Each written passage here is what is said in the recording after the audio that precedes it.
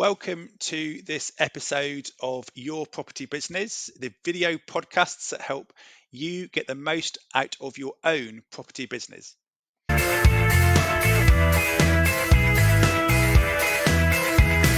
indeed, I mean, isn't that the goal? Yeah, that sounds amazing. This is touching on your point there about the balance thing. Again, it brings you back to last night's speaker who said she came from what she describes as a high performance family. So she was driven to high performance and achieve. And then COVID made her stop. And she admitted that she kind of broke down at that point. And then she was forced to look at her sort of wheel of life and then different quadrants of that. And she was neglecting stuff. I thought it was quite an interesting reflection that it doesn't always go quite according to plan, and maybe you go too much in one direction. And we've all got to look at that. I think our life in the whole, as well as our goals, financial and asset-based goals, different stuff. So I think it's a word for the wise, really. Is on the flip side of it, I'd quite like at some point to have a family. My girlfriend and I have agreed to buy a house together, so we're back off to have a look at that this afternoon. Awesome. So don't talk about development in that meeting. Just live there. No. And one of my goals I've said to you is about buying a Lotus, and yes. I had agreed to buy a Lotus. Unfortunately, things haven't quite panned out at the moment, but we will have one.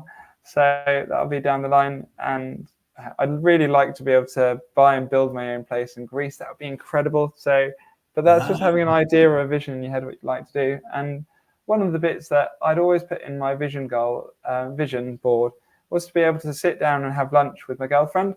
So be able to take time out of the day and to surprise her, because it's a really nice thing to be able to do. And it's something that not everyone can do. And actually just turning up and say, hey, I'm here. It goes down a long way. Yeah, no, that's absolutely smashing. We are getting towards the end of our allotted time. There's a few things I'd like to ask you, if that's okay. So which one should we go for first?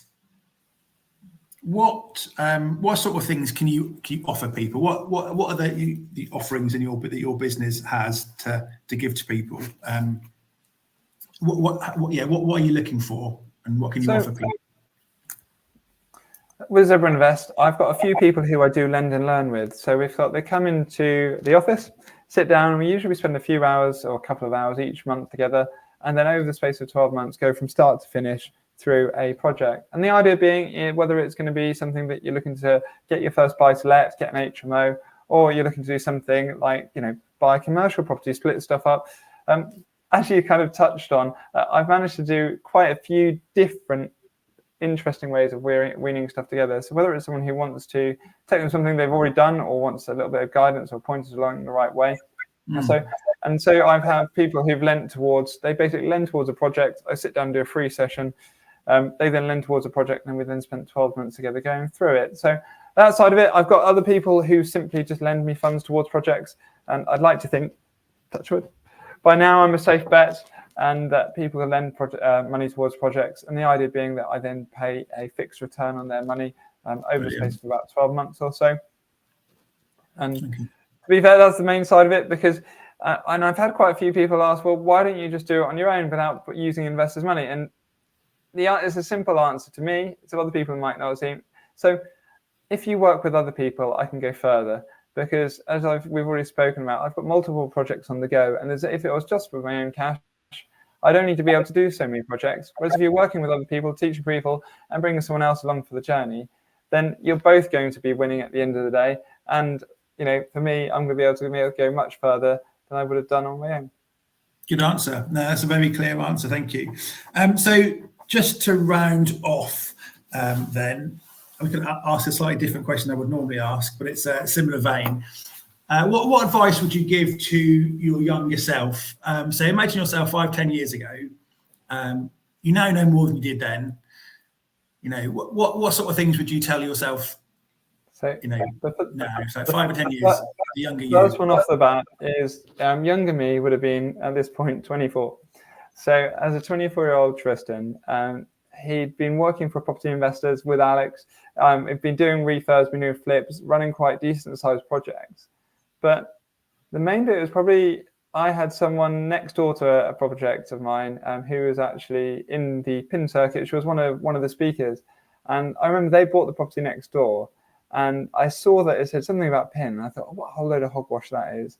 And I was quite closed-minded, and it was almost really almost a little bit arrogant to think, I'm doing this for an investor. I know what I'm doing, and you really do not know what you don't know. And I think the main bit is that you need to stay open to learning. You need to be willing to pick stuff up, need to be able to keep reading, keep going.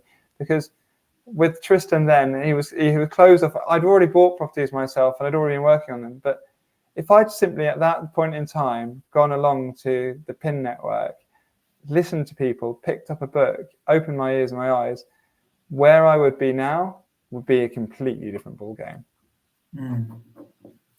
Wow, good advice. So get out there earlier, network, put yourself in the middle of people you can learn from, I guess.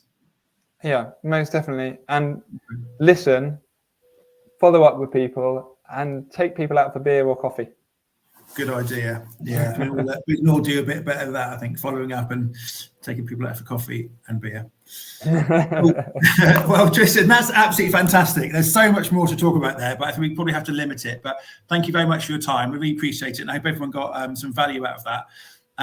So just to round up, thank you for everyone listening to the podcast, Your Property Business. Please do subscribe to the podcast, and on YouTube, you'll see the video. So like and subscribe to the YouTube channel. That does help get the messages out there. Thank you very much indeed. And we'll stop the recording now. Thank you very much indeed. Take care.